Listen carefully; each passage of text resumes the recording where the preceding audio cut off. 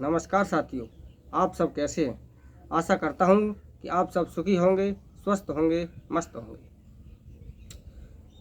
तो मित्रों, आप सब वीडियो के टाइटल को देख करके ये तो समझ ही गए होंगे कि आज हम किस विषय पर बात करने जा रहे हैं।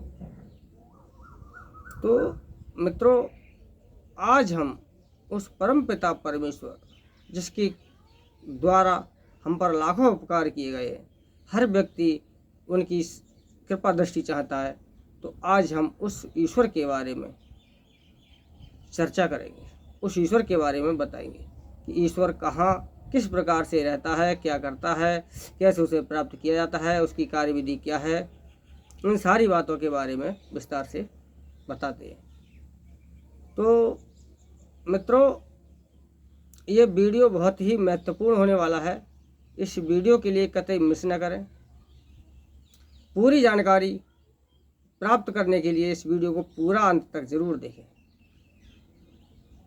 तो मित्रों, उस परम पिता परमेश्वर को प्राप्त करने के लिए हर व्यक्ति उसकी कृपा दृष्टि प्राप्त करने को कुछ न कुछ प्रयत्न अवश्य करता है। कोई उसे किसी रूप में पूजता है, कोई तप करता है, कोई जप करता है, कोई व्रत करता है।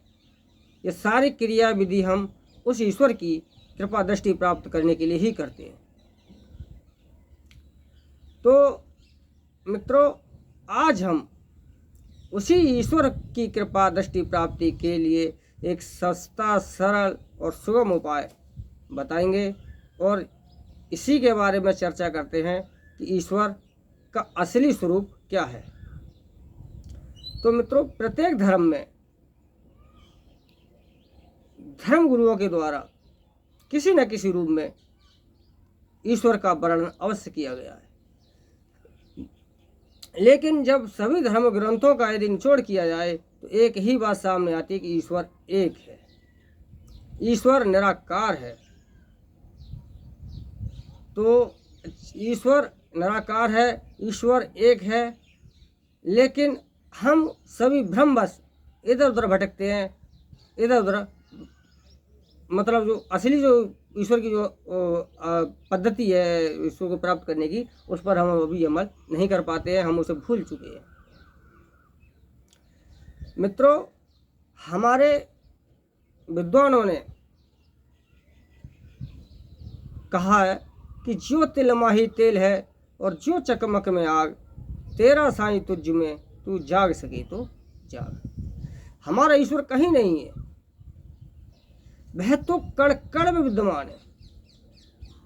वह यहाँ नहीं है कि यहाँ है, वहाँ नहीं, वहाँ है और यहाँ नहीं, वह कहीं नहीं है।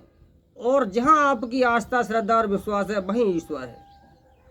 इसका उल्लेख रामायण में भी कहा गया कि हर व्यापक सर्वत्र समाना प्रमत प्रकट होए में जाना। यानी ईश्वर कहीं नहीं है और सभी जगह है। जहाँ आपकी श्रद्धा और विश्वास हो वहीं ईश्वर है, जहाँ श्रद्धा और विश्वास नहीं है तो वहाँ ईश्वर नहीं है। ईश्वर तो कण कण में विद्यमान है, ईश्वर कण कण में विद्यमान है। जहाँ आप जिस रूप में माने, प्रत्येक सजीव पुरुष में ईश्वर है, प्रत्येक जगह ईश्वर है। क्योंकि बिना ईश्वर के जहाँ सृष्टि है वहाँ ईश्वर है। जिस सृष्टि में, इस प्रकृति में, ये प्रकृति ही एक ईश्वर का रूप है, तो इस समस्त प्रकृति में ईश्वर की सत्ता विद्यमान है।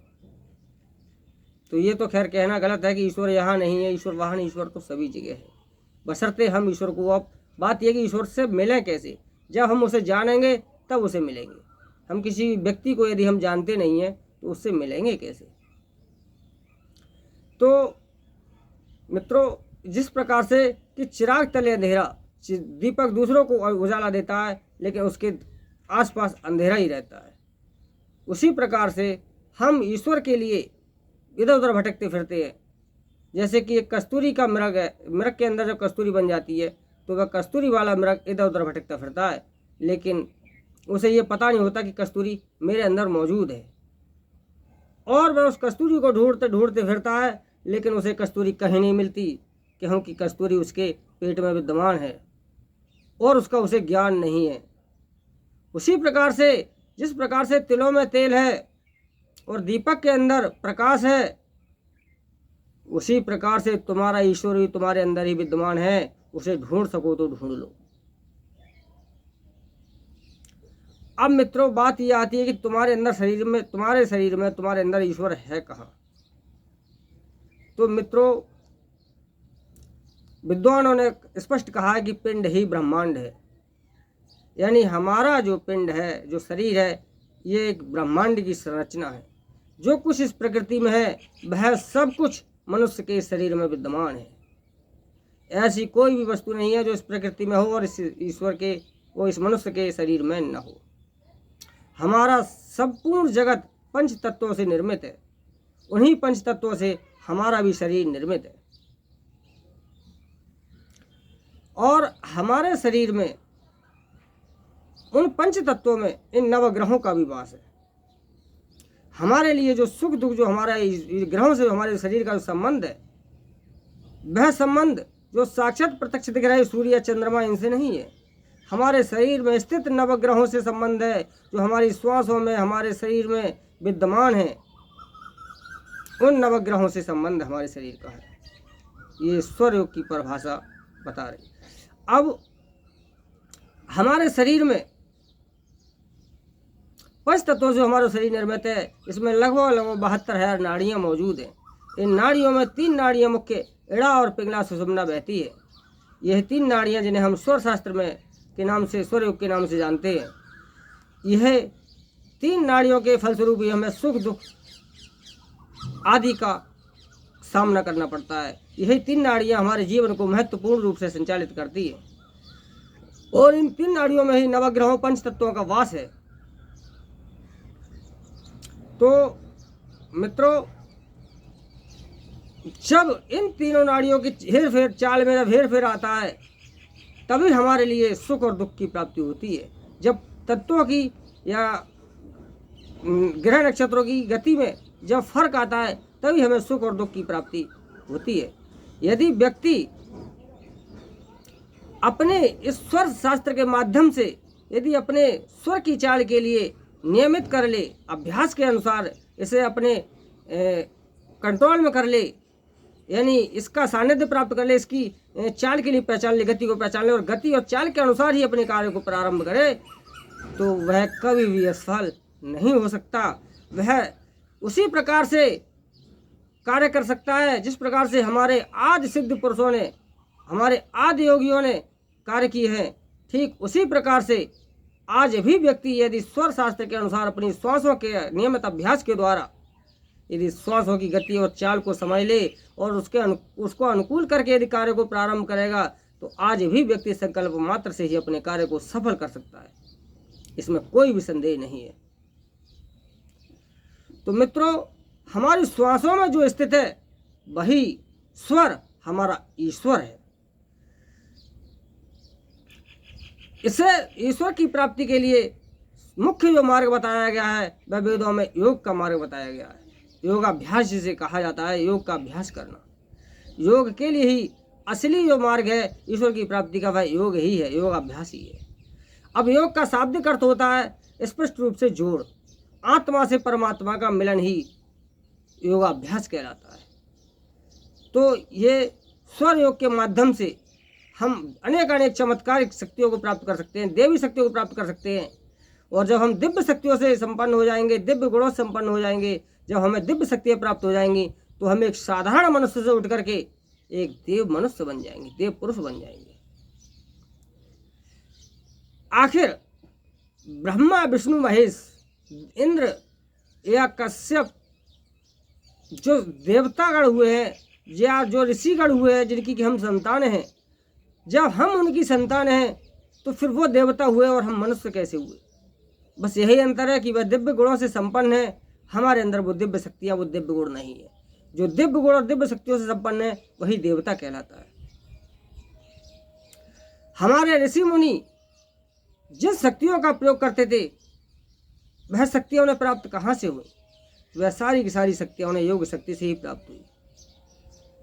और जब किसी असुर ने तपस्या के द्वारा शक्तियाँ प्राप्त की, तो जो शक्तियाँ ऋषि मुनियों ने या ईश्वर जिन्हें हम कहते हैं ब्रह्मा विष्णु महेश जो देवताओं ने उन्हें प्रदान की, वह शक्तिपात के द्वारा प्रदान की। जिसे योग में शक्तिपात कहते हैं, अपने योग अभ्यास के द्वारा उन्हें शक्तियाँ प्रदान की, उन्हें वरदान दिए। तो आज भी यदि आप श्वासों का नियमित अभ्यास आप अनुकूल कर लें श्वासों को, तो आज आप भी जो कहोगे वह सटल सत्य सिद्ध होगा। आप जिस कार्य को जिस प्रकार से देवता लोग संकल्प शक्ति के द्वारा करते थे, आप भी कर सकते हैं। ये सारी शक्तियाँ स्वर योग के अंतर्गत निहित हैं, और जिनमें हमें सबसे महत्वपूर्ण बात यह है कि हमें उस स्वर योग का अभ्यास करना अति आवश्यक है, उसकी जानकारी अति आवश्यक है। तो फिर अब आप ही अंदाज़ा लगाइए कि ईश्वर कहाँ है। विद्वान और सच्ची कहा है कि जिस प्रकार से तिलों में तेल है और दीपक में आग है, उसी प्रकार तुम्हारा ईश्वर तुम्हें मौजूद है। तो मित्रों, तुम्हारा जो ईश्वर है वह तुम्हारी श्वासों में स्थित है। जो तुम्हारी श्वासों में जो स्वर चल रहा है वही तुम्हारा ईश्वर है। क्योंकि यदि आपने उस स्वर का पूर्ण रूप से अभ्यास कर लिया और उस स्वर का यदि आपने उसकी चाल के लिए समझ लिया और उसके लिए अनुकूल करके यदि आपने काम करना सीख लिया, तो बस मात्र इतने ही अभ्यास से आप दिव्य शक्ति दिव्य गुणों से संपन्न हो जाएंगे। और इसमें कोई दो राय नहीं है। यदि आपको यकीन नहीं आता हो तो इस चैनल पर जितने भी मतलब ईश्वर शास्त्र से संबंधित वीडियो डाले हैं, उन सभी वीडियो का अवलोकन करके आप स्वयं एक एक बार ट्राई करके देखना। अगर आप अपने जीवन में आमूलचूल परिवर्तन ना ला सकें, अभूतपूर्व परिवर्तन दिखाई ना दे, तो आप कहना। इसमें कहीं भी कोई दो राय नहीं है। स्वर शक्ति एक अपने आप में दिव्य शक्ति है, और इसमें किसी भी पूजा जप तप व्रत अनुष्ठान की आवश्यकता नहीं है। यदि ये किसी देवता की शक्ति होती, किसी ईश्वर की, किसी मतलब सिद्ध पुरुष की शक्ति होती, तो हमें उसकी पूजा उपासना करनी पड़ती, उससे अनुमति लेनी पड़ती। ऐसा नहीं है। ये तो एक सर्वशक्ति संपन्न ईश्वर की शक्ति है, जो सबका ईश्वर है, हमारा भी ईश्वर है। तो हमारी इस श्वासों में ही सर्व जगत की शक्ति का रहस्य छिपा हुआ है। जब हमारा श्वास निकल जाता है तभी हमारा शरीर मृत हो जाता है। तो मित्रों, कुल मिलाकर के जो हमारा श्वास है, हमारा जो स्वर है, यही ईश्वर है, जिसके बारे में स्वयं भगवान शिव ने माता पार्वती के लिए शिव सरोदा नामक शास्त्र में इसका वर्णन किया गया है, इस स्वर योग का उपदेश दिया है। और जो भगवान शिव का कहा हुआ कथन कभी असत्य नहीं हो सकता, जहां उन्होंने स्वयं स्वर शास्त्र की महिमा का वर्णन किया है, और इस स्वर शास्त्र के अनुसार स्वयं मैंने भी इसका अनुभव किया है। इसमें कोई दो राय नहीं है मित्रों।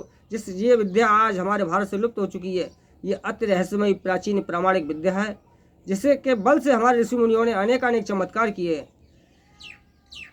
तो इसी स्वर शास्त्र के अनुसार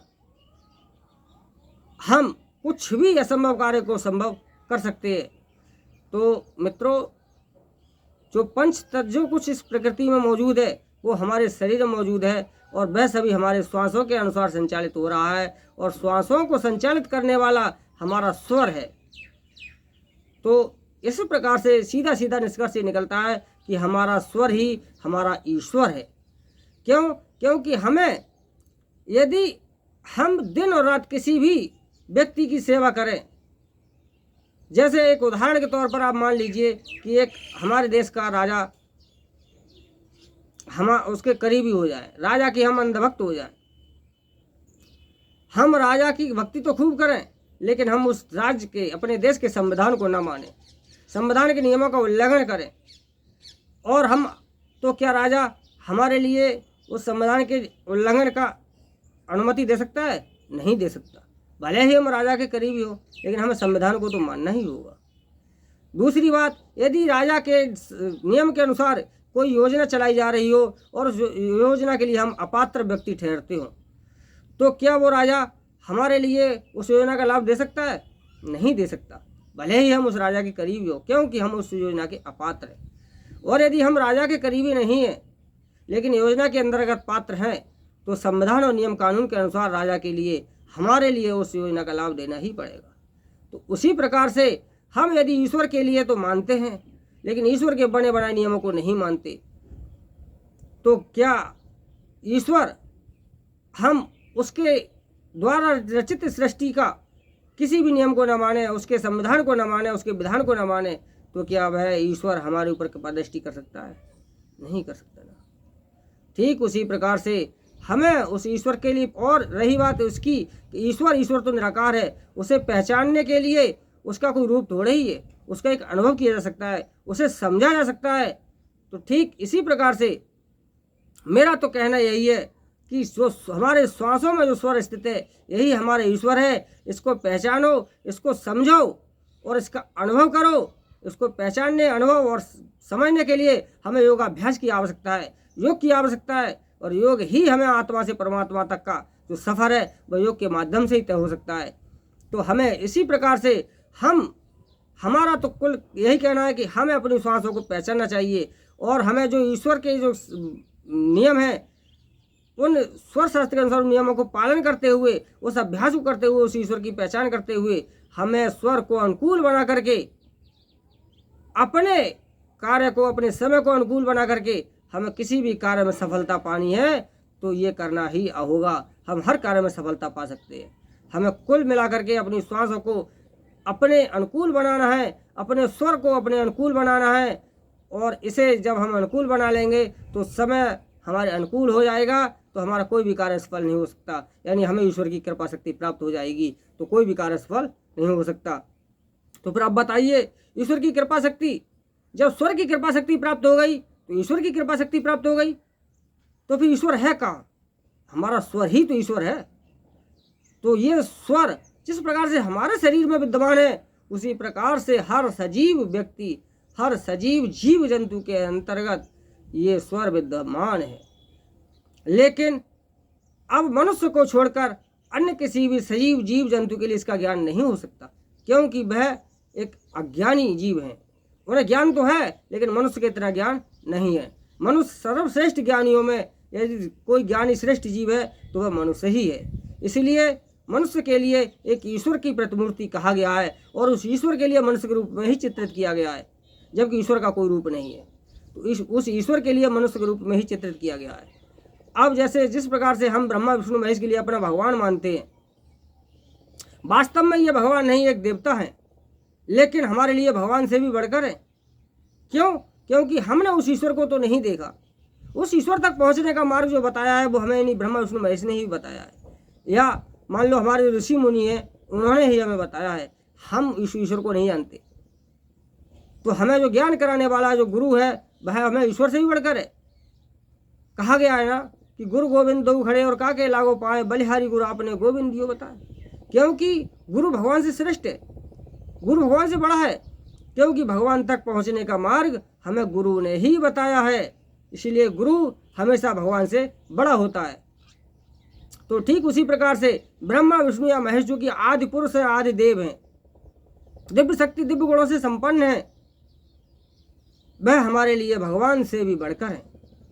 जो कि त्रिदेव महादेव, ब्रह्मा विष्णु महादेव शिव जो त्रिदेव हैं, वह सर्वप्रथम के मनुष्य हैं, सर्व सृष्टि के उत्पन्न से पहले के मनुष्य, जिन्होंने की संपूर्ण सृष्टि का विस्तार किया है।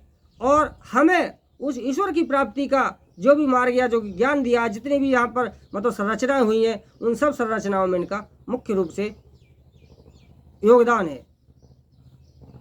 तो अब जिस ईश्वर के बारे में, जिस ईश्वर प्राप्ति के बारे में जो हमारे वर्णन कर रहे हैं, ये भी हमें भगवान शिव के ही द्वारा तो दिया गया ज्ञान है, जिसका शिव सूर्योदय शास्त्र में वर्णन किया गया है। तो इसका ज्ञान भी भगवान शिव ने ही दिया है। तो फिर भगवान शिव इस विद्या के आदि गुरु हैं। जब इस विद्या के भगवान शिव आदि गुरु हैं तो वह तो भगवान से भी बढ़कर है ना, क्योंकि हमें इस ईश्वर की प्राप्ति का जो हमें जो ज्ञान दिया है वो भगवान शिव ने दिया है। ये सभी देवता हैं। तो ये सभी देवता क्यों हुए? इन्हें राक्षस क्यों नहीं कहा गया?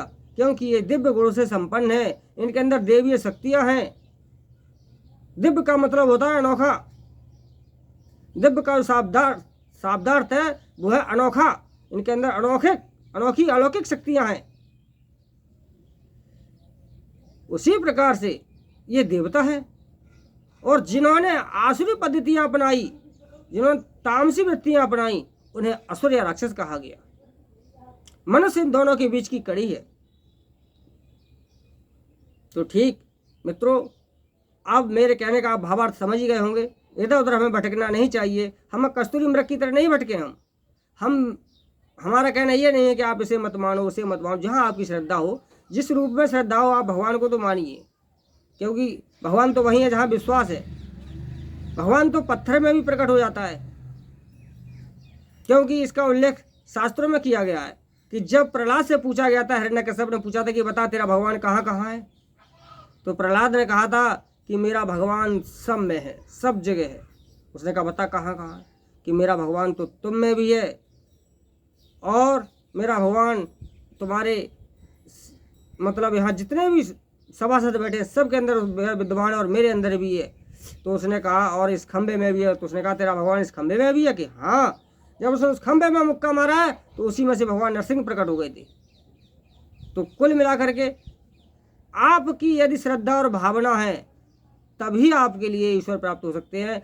ईश्वर प्राप्ति के लिए जितनी आपके अंदर जिज्ञासा होगी, लगन होगी, आप उतनी ही लगन और मेहनत के द्वारा उस ईश्वर को प्राप्त कर सकते हैं। किसी भी कार्य में, किसी चीज़ को प्राप्त करने के लिए लगन और संघर्ष होना अति आवश्यक है। और लगन संघर्ष तभी होगी जब उसके बारे में जानने की जिज्ञासा होगी, उससे कुछ स्वार्थ होगा, उससे कुछ आपको जानने की इच्छा शक्ति होगी, तभी आप जान सकते हैं। मित्रों, जिस प्रकार से एक उदाहरण के तौर पर बता रहा हूं मैं कि जल के लिए आप कितने भी ऊपर से और ऊपर को फेंकना, मगर जल हमेशा नीचे को जाता है, क्योंकि जल का स्रोत नीचे पाताल में उसका अंश विद्यमान है। अग्नि को कितने भी गहराई से जलाना, लेकिन उसकी लपटें आकाश को जाएंगी, क्योंकि उसका स्रोत, उसका अंशी सूर्य आकाश में विद्यमान है। उसी प्रकार से हमारा जो अंशी है, जो हमारा परमात्मा है, वो हमारे अंदर विद्यमान है। हमें अपने अंदर झांकना चाहिए और हमें अपने उस ईश्वर के लिए पहचानना चाहिए।